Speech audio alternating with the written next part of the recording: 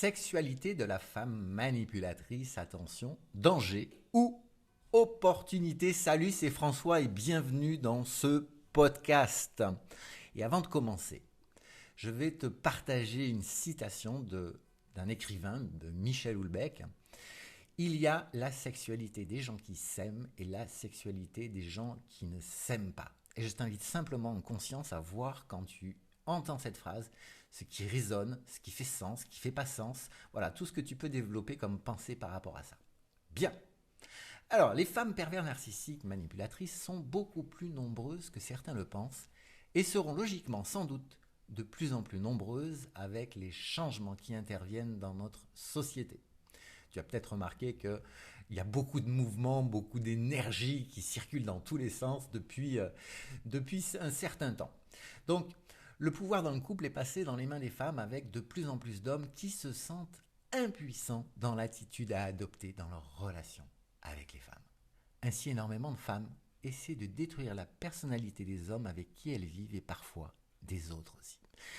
Comment les détecter? Comment réagir? Alors, rappel du fonctionnement de la manipulatrice. Petit 1. La femme pervers narcissique manipulatrice connaît le même fonctionnement de base qu'un homme. Son but, c'est simplement de détruire l'autre à son profit. C'est comme dans la nature une relation de parasitisme et le parasite va aller jusqu'à la destruction de son hôte. Au début de la relation, vous serez une merveille, vous serez le joyau de la couronne. Ça va faire des petits étincelles, des papillons dans le cœur, etc. Vous aurez toutes les qualités, vous aurez tous les atouts. C'est top. La sexualité sera certainement géniale. Et au fur et à mesure du temps, vous deviendrez fort peu de choses, noyés sous les critiques acerbes et parfois violentes, des jugements à votre endroit. Bref, il n'y aura plus vraiment beaucoup de qualité. Et là où la perversion prend tout son sens, c'est qu'elle justifie leur comportement en prouvant que tout est de votre faute. Elles ne peuvent se comporter autrement car vous les avez poussées à bout. Vous êtes tellement bêtes, tellement stupides, tellement incompréhensifs, tellement incapables de ne pas communiquer efficacement, de ne pas être à son écoute, etc., etc. Et en même temps, vous devriez déjà être reconnaissant à cette femme si parfaite pour s'intéresser à vous. Plus le temps passe, plus le caractère despotique va s'affirmer, allant jusqu'à porter des coups physiques. Et ça peut arriver. On parle beaucoup des violences faites aux femmes, c'est un fait, ça existe. Et peut-être par rapport à l'ego des hommes qui n'osent pas en parler, qui n'osent pas se faire accompagner, les violences physiques, les hommes peuvent vivre ça. Donc ils ne sont pas à l'abri de tout ça et ils peuvent vraiment être victimes de ce type de comportement. Deuxième point, spécificité de la perverse narcissique. Alors peut-être que l'expression que je vais utiliser va activer certains commentaires. La sorcière perverse, qui est la manipulatrice, n'éprouve aucun intérêt pour les autres. Je vais te partager des signes pour la reconnaître. Elle ne parle que d'elle et n'écoute pas vraiment. Alors vois ce qui fait sens, vois ce qui te connecte dans ce que je te partage, si ce sont des expériences que tu as vécues ou que tu vis encore.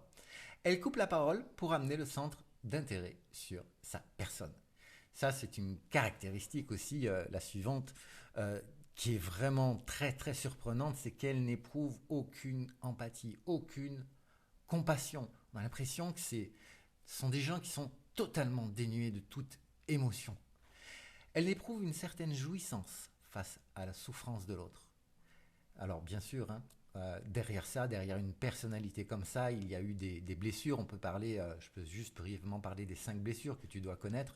Et ce sont des personnes qui ont la plupart du temps été à un moment donné, qui se sont senties humiliées. Un autre signe, et ça c'est vraiment essentiel, je le partage souvent dans mes contenus, elle n'est jamais responsable de quoi que ce soit. Rappelez-vous, la prise de responsabilité, c'est quelque chose d'essentiel dans tout processus de changement, dans tout le travail de développement personnel, de coaching, de thérapie. Aujourd'hui, si tu n'as pas conscience que tout ce que tu vis, tout ce que tu expérimentes, tu en es le créateur génial, que ce soit confortable ou inconfortable. Parce qu'à partir du moment où tu as cette conscience, la notion de responsabilité, ça veut dire que tu vas pouvoir reprendre la pleine puissance de ta vie. Ça veut dire que tu vas pouvoir devenir un créateur différent qui aura appris de ses blessures, qui aura appris de ses expériences et qui pourra, au travers de différentes stratégies, différents nouveaux apprentissages, aller vers une vie qui correspondra davantage. La pervers narcissique cherche à vous contrôler, à vous isoler des personnes de soutien et prend à partie des gens qui dépendent d'elle. Ça peut être des employés, des membres de la famille, peu importe, toute personne qui va pouvoir être utilisée pour vous pointer du doigt, pour vous isoler. Vous êtes le seul coupable, le seul à faire des erreurs. La femme perverse peut trouver différents moyens euh, de ligoter, d'isoler, de maintenir sous emprise sa victime. Elle peut instaurer une dépendance sexuelle, profiter d'un contrat qui vous lie. Alors ça peut être le mariage, ça peut être une subordination professionnelle.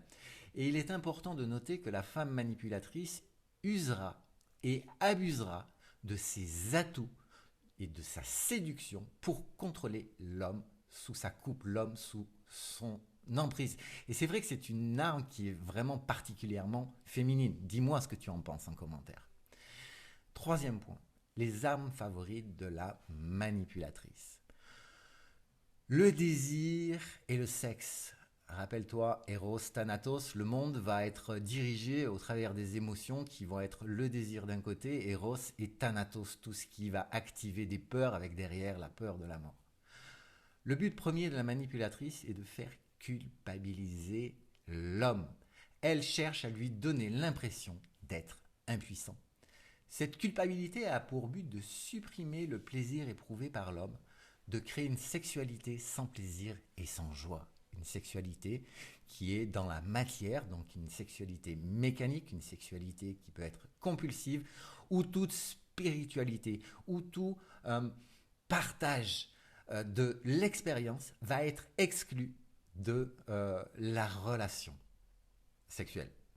Par exemple, face à une femme totalement passive, apparemment indifférente ou souvent silencieuse, l'homme va chercher désespérément à la rendre heureuse et satisfaite sans jamais pouvoir réellement y parvenir. On va activer le levier chez l'homme, on va activer son ego, on va activer au travers de la société, du développement de la pornographie aussi. L'homme va vouloir être dans la performance et va de plus en plus culpabiliser, parfois avoir honte de ne pas satisfaire sa partenaire. Et c'est peine perdue parce que dans cette relation toxique, dans cette relation perverse, ça ne peut pas fonctionner. Il est perdu, il ne voit rien, ne comprend plus rien. Le but de cette femme est de montrer à l'homme à quel point il peut être faible, pervers ou impuissant. Là encore, l'impossibilité d'établir la moindre communication constructive empêche la construction d'une sexualité épanouie. Les tabous, les peurs, tout ce qui a généré tout un tas de choses dans le passé qui n'étaient pas OK, ça va générer justement des dysfonctionnements dans tout type de relation. C'est la raison pour laquelle il est vraiment important de mettre les mains dans le cambouis parfois pour faire la paix avec son passé, pour aller vers une vie qui sera bien plus agréable. La sexualité est un enjeu de pouvoir pour la manipulatrice. Un moyen infaillible de provoquer un stress qui sera à l'origine très certainement de troubles psychosomatiques. Les conséquences justement de ce type de relation peuvent être vraiment nombreuses et parfois désastreuses. Si l'homme résiste et finit par comprendre l'origine de ces troubles, il cherchera vainement à établir une communication avec, entre guillemets, cette harceleuse, en fait, cette personne qui n'est pas bien à l'intérieur d'elle, qui n'existe qu'au travers des autres et qu'au travers du fait de faire souffrir les autres. On ne lui laisse pas d'autre choix que de penser qu'il fait souffrir une partenaire qu'il croit aimer passionnément et donc ressentir une grande tristesse, une grande culpabilité. Quatrième point, le poids des sentiments, l'arme fatale de la manipulatrice. Souffler le chaud et le froid, c'est un privilège qui lui appartient.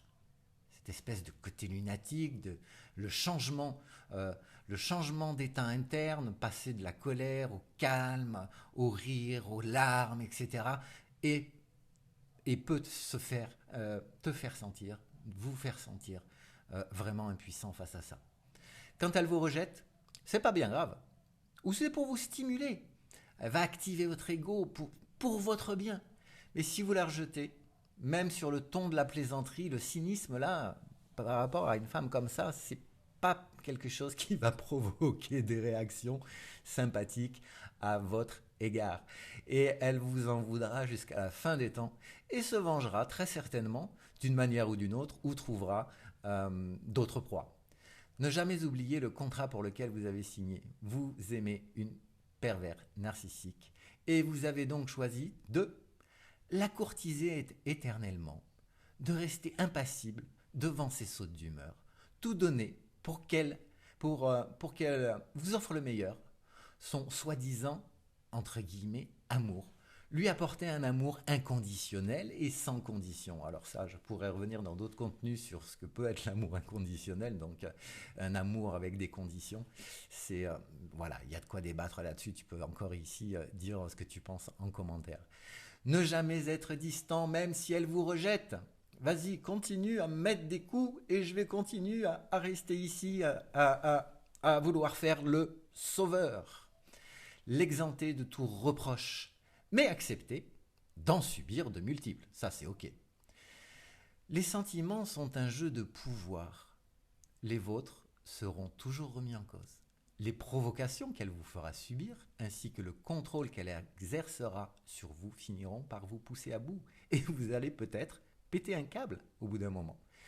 Quelle que soit votre réaction, elle sera mauvaise ou sujette à un reproche. Pour conclure, sachez que dans tous les cas, une perverse manipulatrice aura toujours le dessus sur vous. Cherchez à, comme je peux le voir dans certains contenus, comment combattre, comment s'opposer à une personnalité manipulatrice. C'est complètement vain, c'est complètement inutile. Nous ne pouvons pas, si nous fonctionnons d'une manière différente, nous opposer à discuter avec ce type de personne. Alors si vous êtes à bout, elle vous accusera de vous en prendre à une faible femme qui est qui est sensible, qui est pleine de qualités et c'est le cercle infernal. Une seule solution dans la plupart des cas, se barrer, fuir, avant que les amis et la famille soient manipulés à leur tour, parfois des psys, des thérapeutes, des coachs, et se retournent contre vous pour vous dire que en fait c'est à cause de vous qu'elle se comporte comme ça. Et je peux vous dire qu'il y a du vécu personnel par rapport à ce que je partage ici. C'est le moins que l'on puisse dire. Alors, au début, j'ai dit attention, danger ou opportunité. Alors, je peux activer Thanatos et te dire attention à tout ce qui va t'arriver de mal. Hein. C'est un petit peu ce que j'ai décrit dans le fonctionnement de ce type de relation. Et opportunité. Opportunité, pourquoi ? Opportunité parce que si tu prends conscience, comme je l'ai partagé, du principe de responsabilité, de ce principe qui est de dire que si tu vis ce type d'expérience, tu en es le créateur, tu en es responsable. Ça veut dire en même temps que si tu en as suffisamment marre de vivre ce genre de choses, tu as la possibilité de changer ta programmation, de te reprogrammer, de changer de mindset, de changer de mental, de te faire aider pour aller justement aller vers et aller dans les expériences aujourd'hui en TPE. Par exemple, on parle du cake, hein, donc si on dit que ce cake c'est un goût de relation toxique, je vais vers des personnalités manipulatrices. Il y a des événements dans ta vie, il y a des éducateurs, il y a peut-être un schéma familial qui fait que aujourd'hui tu vis ça. Et si toi tu décides clairement d'aller dans ces événements, d'aller dans tous les événements qui aujourd'hui ont créé un processus automatique. Rappelle-toi, hein, tes pensées, tes émotions, tes actions, tes comportements, tout ça, plus de 95% fonctionne en mode automatique. Donc ça va demander quoi ? Ça va demander d'aller reprogrammer ce qui agit au niveau de ton inconscient et génère des relations qui ne sont pas des relations saines. Tu as vraiment besoin d'avoir conscience, je te parlais des 5 blessures tout à l'heure, que tant qu'une blessure n'est pas guérie, le rejet, l'abandon, l'humiliation, etc., etc., l'impuissance. Tant que c'est pas guéri, elle se reproduira jusqu'à ce que dans ton incarnation, là, ce que ton âme vit, qu'est-ce que tu es venu apprendre? Qu'est-ce que tu as besoin de pacifier sur ce qui génère des relations avec des personnalités qui sont des personnalités toxiques?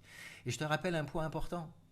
Ce type de personnalité, inconsciemment, elles ont un GPS pour sentir et utiliser tes blessures.